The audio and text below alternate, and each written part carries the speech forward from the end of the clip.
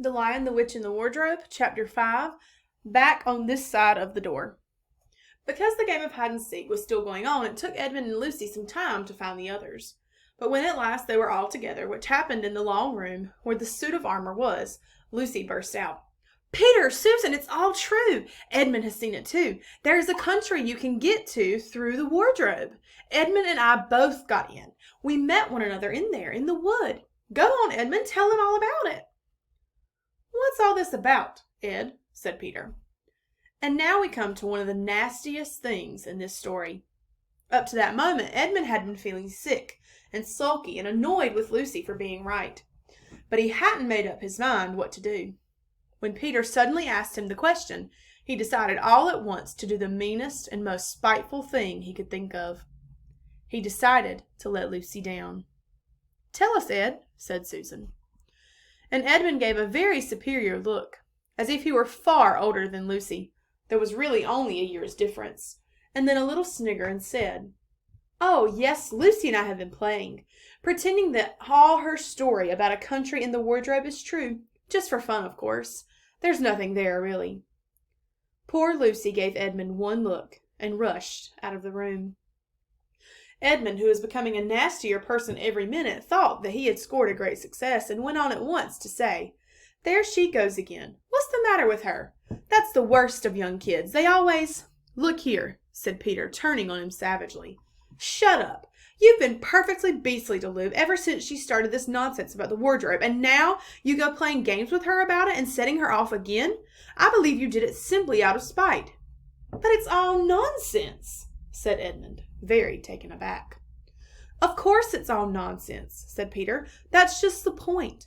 Lou was perfectly all right when we left home, but since we've been down here, she seems to be either going queer in the head or else turning into a most frightful liar. But whichever it is, what good do you think you'll do by jeering and nagging at her one day and encouraging her the next?" I thought,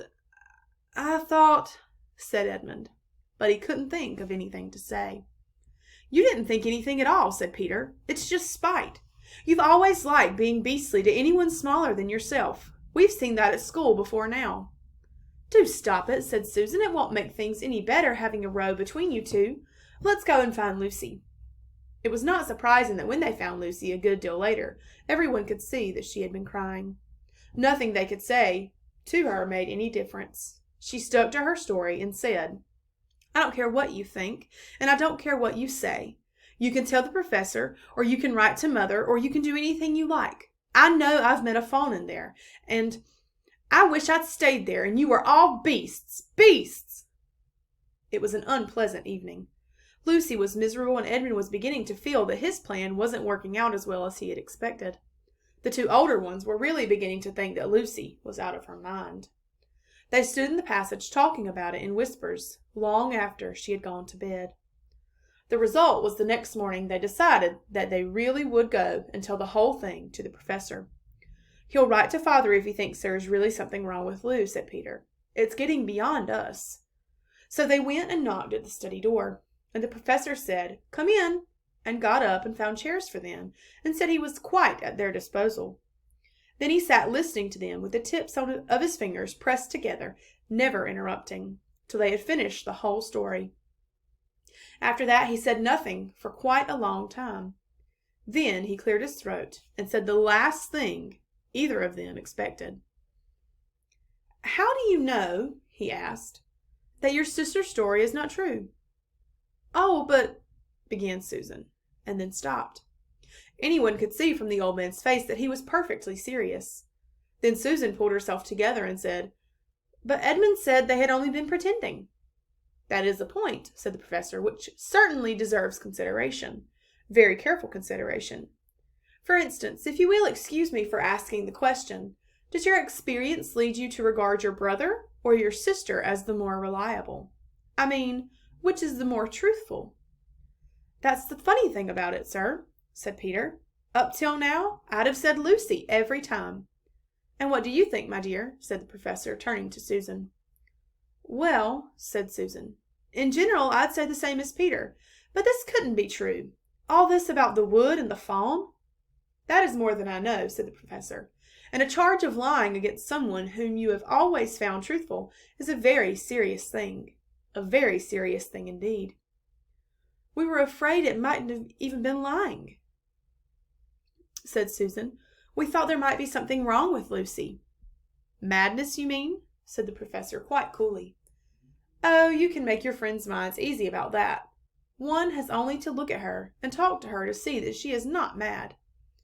But then, Susan said and stopped. She had never dreamed that a grown-up would talk like the professor and didn't know what to think.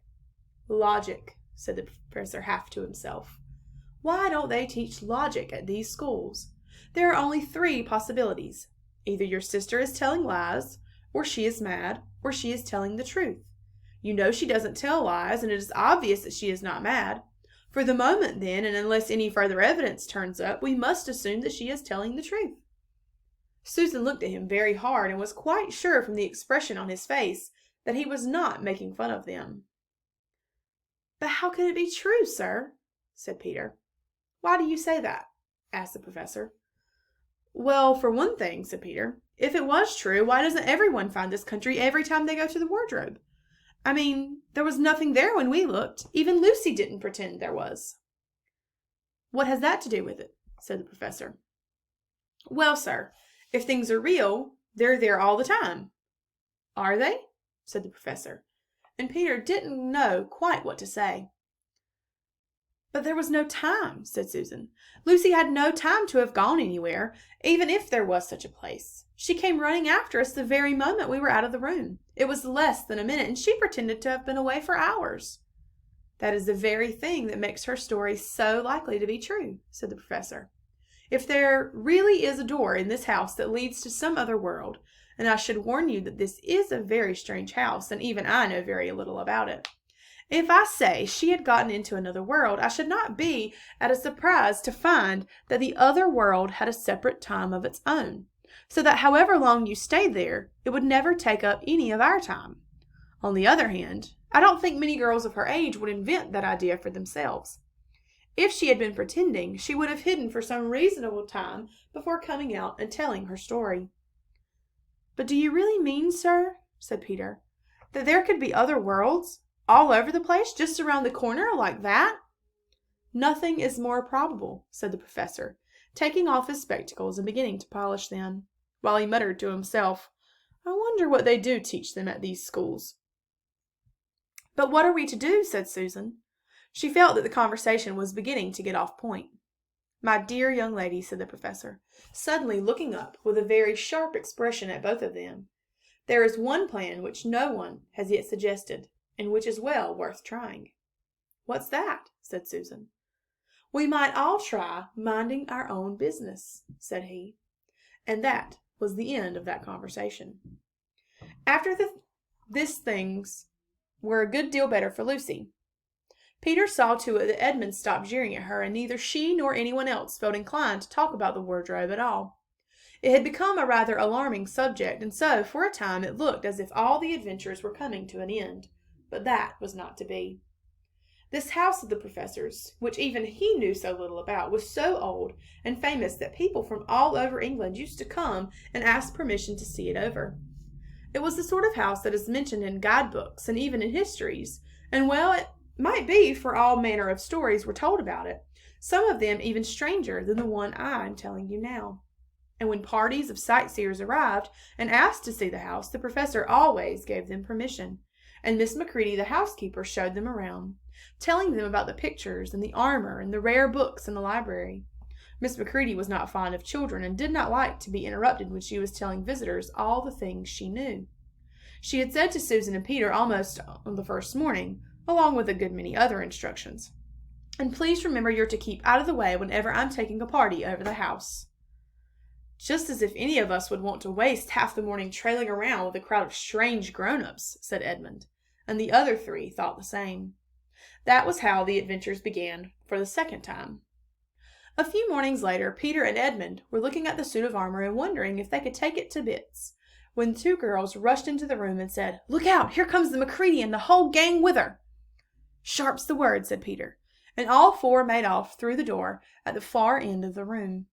But when they had gone out, into the green room and beyond it, into the library, they suddenly heard voices ahead of them and realized that Miss McCready must be bringing her party of sightseers up the back stairs, instead of up the front stairs as they had expected. And after that, whether it was that they lost their heads, or that Miss McCready was trying to catch them, or that some magic in the house had come to life and was chasing them into Narnia, they seemed to find themselves being followed everywhere, until at last Susan said, "Oh, bother those trippers! Here, let's get into the wardrobe room till they've passed. No one will follow us in there." But the moment they were inside, they heard the voices in the passage, and then someone fumbling at the door. And then they saw the handle turning. "Quick," said Peter, "there's nowhere else," and flung open the wardrobe. All four of them bundled inside it and sat there, panting, in the dark. Peter held the door closed, but did not shut it, for of course he remembered, as every sensible person does, that you should never, never shut yourself up in a wardrobe.